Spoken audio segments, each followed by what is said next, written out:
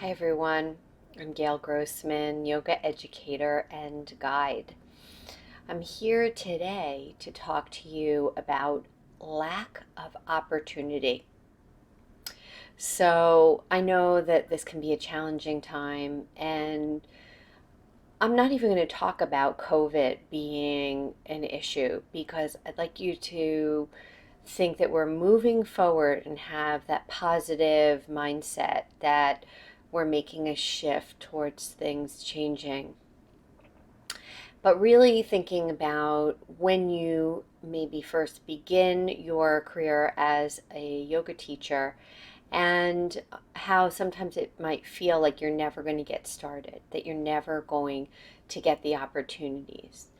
And I know that yes, not every studio is open, but there's so many places besides studios that one can teach and so many other ways to bring forth your gifts. So, one of the things that I wanted to talk about was mindset, because that in and of itself is a real block for a lot of people. And we can get really caught in a loop of our mind. And as we know in yoga, that concept is called a samskara. And so that can really get in your way, right? It's that loop, that broken record that plays over and over and over again. And so it's really easy for us to get caught up there and say that really there aren't opportunities. So I know there's a lot of self-help stuff out there that can help you change your mind. And for good reason, because it really helps you change your mind. So I can be here and try to convince you that you've got to change your mind, but you have to decide that you want to change your mind. Okay? So that being said, it really means that there's some work for you to be doing to figure out the opportunities and all the possibilities that exist. And it may mean that you've got to do some brainstorming, and it may mean that you've got to get a little quiet to really listen to what in your gut is telling you you want to explore and what you maybe aren't really open or receptive to exploring. So that's number one. Number two is the idea of tenacity. So I practice Katoni yoga, and one of the tenets of Katoni yoga is the aspect of tenacity, of really holding and being in a shape. And it's not because as a teacher we want to make you suffer, right?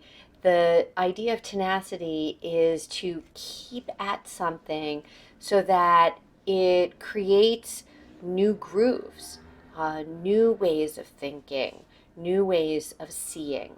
And when we may hold a shape, a light gets shined upon it that you may not have experienced if you rushed out of it too quickly.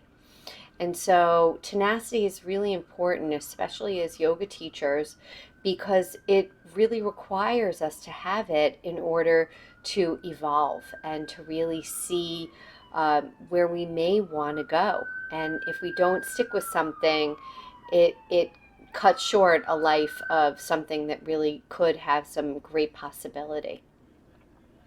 The third thing I want to talk about was desire, because you've really got to think to yourself, how badly do you want something? What are you willing to do to create that opportunity? So that requires a lot of work as well. It's really important for us to look and say, um, I'm willing. I'm willing to take this amount of time out of my day to look for opportunities. Or I'm willing to put myself in a situation that requires that I network. Or I am willing to go out there and check out different places that I might be able to teach and even create an opportunity where an opportunity didn't exist.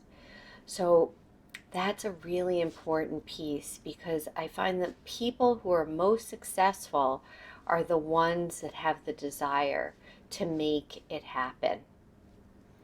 So I really truly hope that this was helpful to you. Please shoot me off a message if you have any insight as well. I'd love to hear your feedback, and I hope to see you again soon.